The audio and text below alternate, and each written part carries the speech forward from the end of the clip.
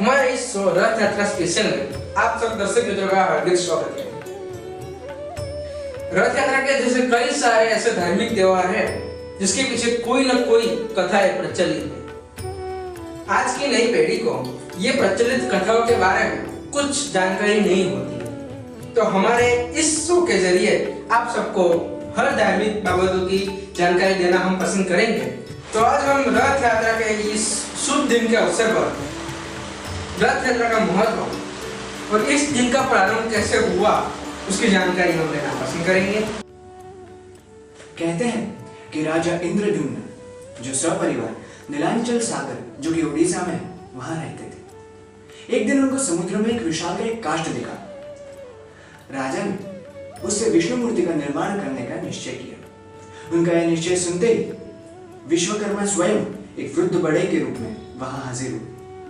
उन्होंने मूर्ति बनाने के लिए एक शर्त रखी कि मैं जिस घर में मूर्ति बनाऊंगा उसमें मूर्ति के पूर्ण रूप तक बन जाने तक कोई आएगा नहीं। राजा ने इसे मान भी लिया। आज जिस जगह पर श्री जगन्नाथ जी का मंदिर है, उसी के पास एक घर के अंदर वे मूर्ति निर्माण में लग गए।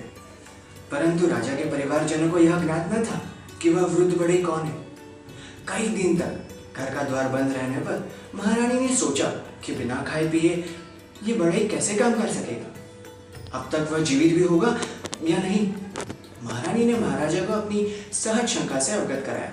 महाराजा के द्वार खुलवाने पर वह वृद्ध बढ़े कहीं नहीं मिला, लेकिन उसके द्वारा अर्धनिर्मित श्री जगन्नाथ, सुभद्रा व बलराम की काष्ठ मूर्तियां वहां पर जरूर मिली। ये देखकर महाराजा और महारानी दुखी हो उठे, लेकिन उसी क्षण उन्होंने आकाशवाणी सुनी, व्यर्थ दुखी मत हो, हम इसी रूप में रहना चाहते हैं। मूर्तियों को द्रव्य आदि से पवित्र करके स्थापित करवा दो। आज भी वे अपूर्ण और स्पष्ट मूर्तियां पुरुषोत्तमपुरी की रथ यात्रा और मंदिरों में सुशोभित व प्रतिष्ठित है। रथ यात्रा माता सुभद्रा के द्वारिका भ्रमण की इच्छा पूर्ण करने के लिए और उसी के उद्देश्य से श्री कृष्ण व बलराम ने अलग अलग रथों में बैठकर करवाई थी। माता सुभद्रा की नगर भ्रमण की स्मृति में यह रथ यात्रा आज भी पुरी में हर वर्ष होती है। ऐसी और कई सारी जानकारी हम आपको देना पसंद करेंगे, लेकिन उसके पहले लेते हैं एक छोटा सा ब्रेक।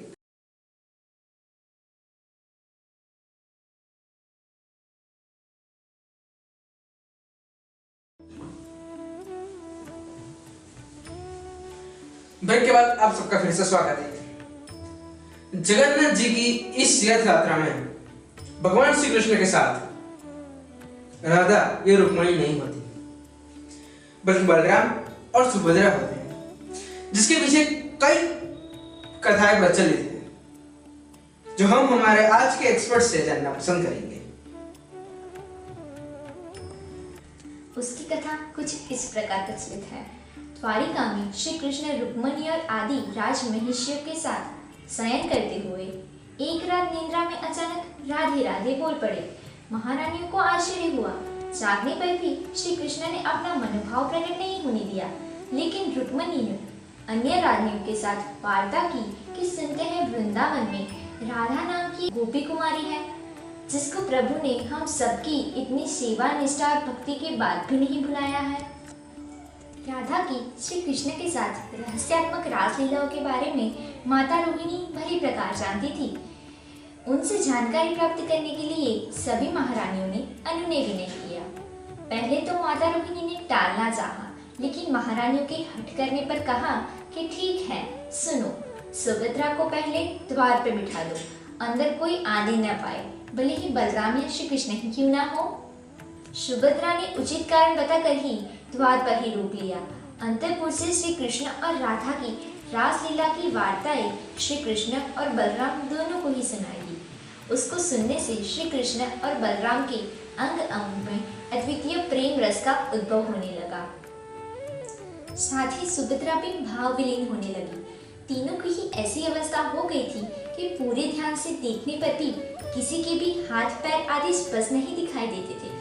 सुदर्शन चक्र विगलित हो गया था, उसने लंबा आकार ग्रहण कर लिया था।